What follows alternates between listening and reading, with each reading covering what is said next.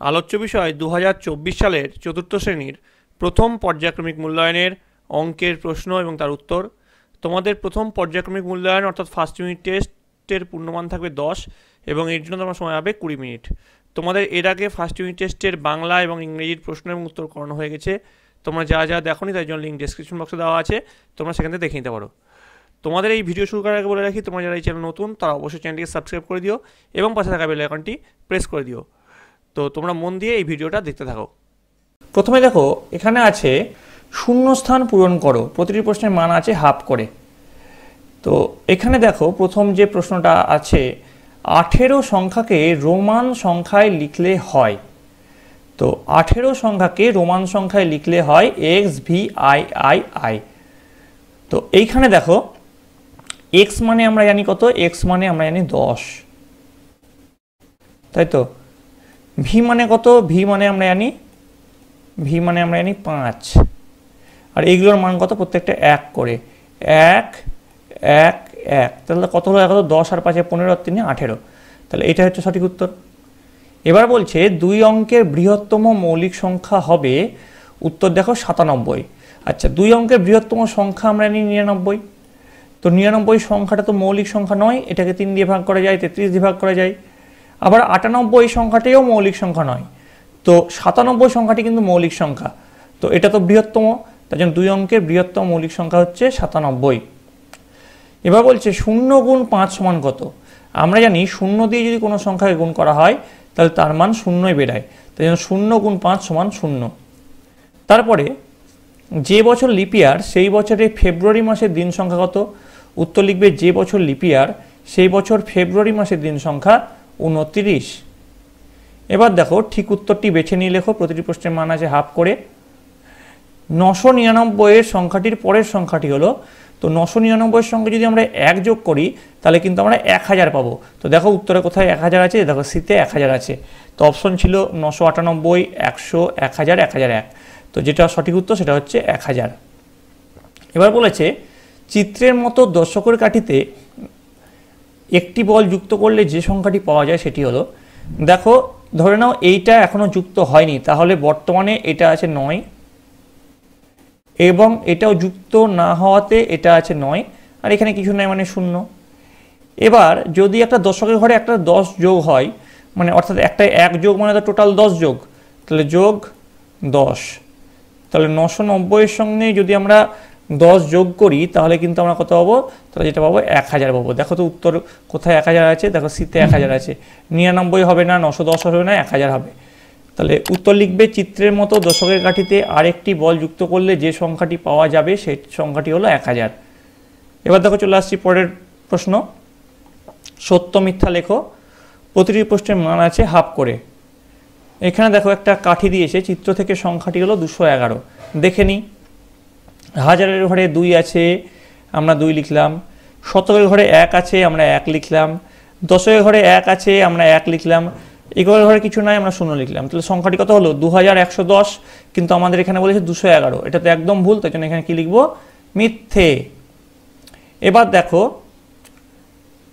1899 সংখ্যাটির পরে 1900 সংখ্যাটি আসে। তো 1899 এই সংখ্যাটির সঙ্গে যদি আমরা 1 যোগ করি তাহলে কত পাবো, তাহলে আমরা পেয়ে যাব 1900। তাহলে 1899 এর সঙ্গে যদি আমরা 1 যোগ করলাম তাহলে আমরা 1900 পেয়ে গেলাম। তাহলে পরের সংখ্যাটা 1900 হলো, তাহলে এটা কিন্তু একদম সত্য। ঠিক আছে, এবার দেখো নিচের প্রশ্নগুলির উত্তর দাও, প্রতিটি প্রশ্নের মান আছে 1 করে। কি বলেছে, মানের ঊর্ধ্বক্রমে সাজাও। মানের ঊর্ধ্বক্রমে সাজাও মানে হচ্ছে ছোট থেকে বড়। এটা যদি বুঝতে না পারি এইভাবে ভাববো, ঊর্ধ্বক্রম মানে ক্রমে ক্রমে ঊর্ধ্ব হবে, অর্থাৎ ক্রমে ক্রমে বড় হবে, ছোট থেকে বড়। তাহলে দেখো তো এর মধ্যে সবচেয়ে ছোট কোনটা, এর মধ্যে সবচেয়ে ছোট হচ্ছে এইটা, তাহলে এটা আগে লিখলাম।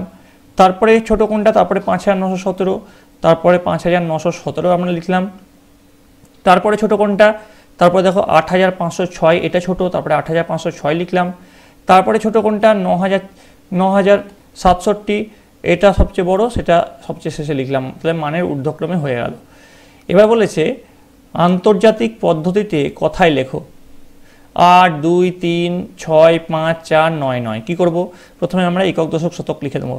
একক দশক শতক হাজার অযুত লক্ষ নিযুত কোটি, তাহলে 8 কোটি, 8 কোটি হয়ে গেল। 23,65,499, তাহলে আমাদের আন্তর্জাতিক পদ্ধতিতে কথায় লেখো এর উত্তরটা আমরা করে ফেললাম। এবার বলছে শুধু কথায় লেখো, এটা কত? 2022 একক দশক শতক হাজার, অর্থাৎ 2022।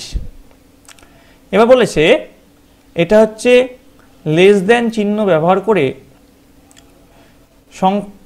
ছোট থেকে বড় ঊর্ধ্বক্রম সাজিয়ে রাখো।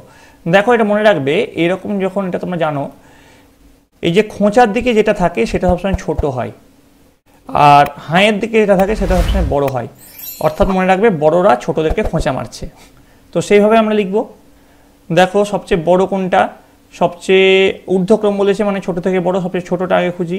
সবচেয়ে ছোট দেখো 3126 ছোট, তারপরে কোনটা? তারপরে 3241, তারপরে কোনটা? তারপরে 3537, এবং সবচেয়ে বড় কোনটা? 3650। আমি বললাম বড়রা ছোট থেকে খোঁচা মারছে, তাহলে বড়রা 3650 খোঁচা মারছে 3537কে, 3537 খোঁচা মারছে 3241কে, 3241 খোঁচা মারছে 3126কে।